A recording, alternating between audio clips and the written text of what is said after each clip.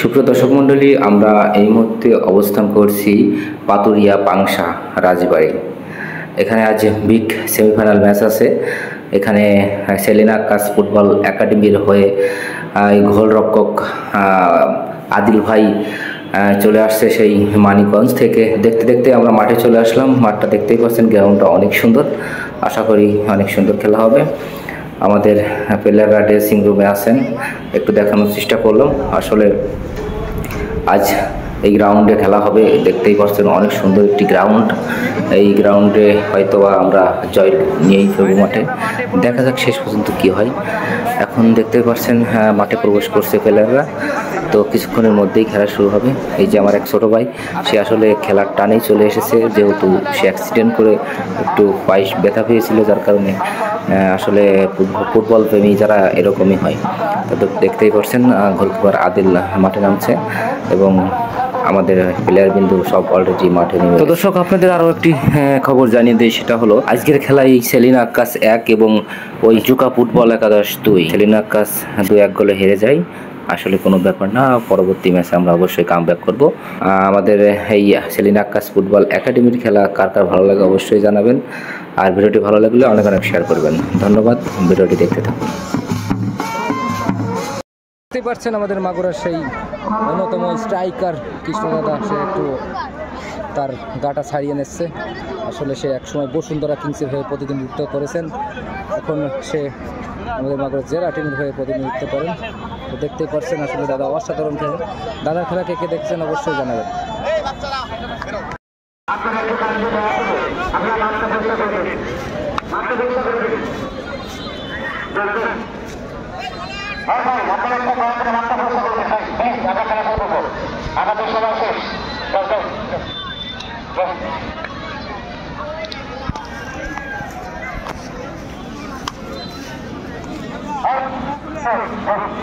সুপ্রিয় দর্শক মণ্ডলী, আরেকটা মজার ব্যাপার হলো এই খেলাটি উদ্বোধন করেন আমাদের শ্রীপুর উপজেলার সাবেক উপজেলা চেয়ারম্যান হিরো ভাই।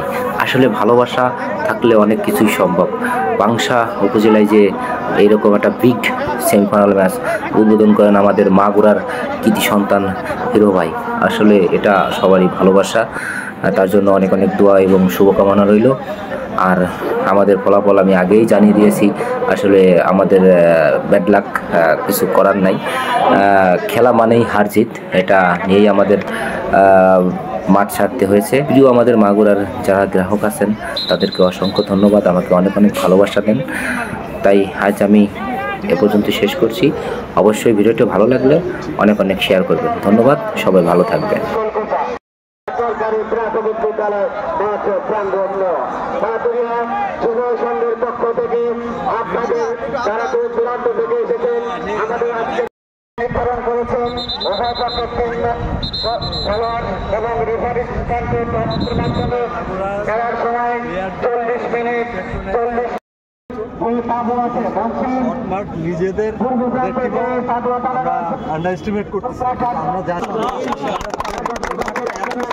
আমরা আমি খেলি একটু এত সুন্দর গ্রাউন্ড, আমার মনে হয় এই পাশে পাইলে পারে গোলে হিট করা এমনি পাবা। লাস্ট কথা, প্রত্যেকেই যখন ট্রাই করতে যাবা যে বেটার তারে না দিয়ে, তখন টিম কিন্তু এরকমই কিন্তু সব অপচয় হবে। আগের টিমের খেলা দেন তুমি ইয়ে করো ভালো।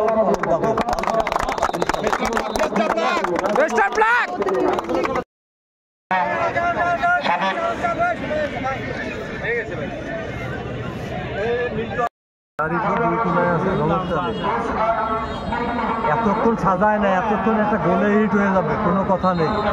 এতক্ষণ লাগে না কেউ সাজাইতে। এই কিপার আমি ফেলে আর নাই সেরকম কোনো যুক্তি আছে? আমি বাসি দিয়ে লাভ দেখি শুয়ে পড়েছে প্লেয়ার, যখন শুয়ে পড়ে থাকে।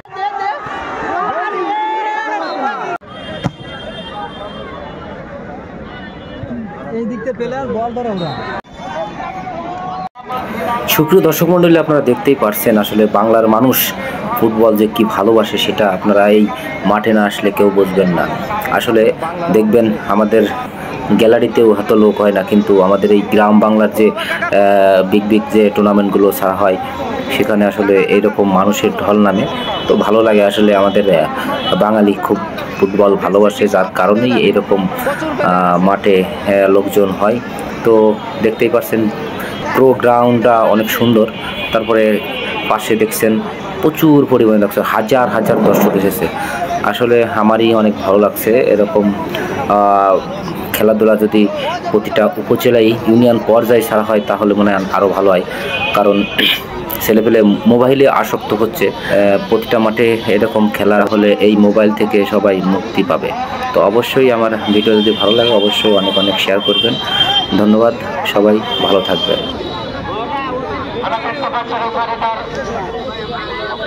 সহকারী রেফারি সহ মাঠে প্রবেশ করছেন। দর্শক আপনারা মাঠের মধ্যে থেকে বের হয়ে যান।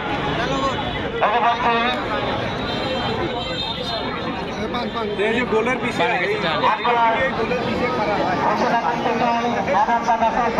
পুরস্কার ঘোষণা করেছে।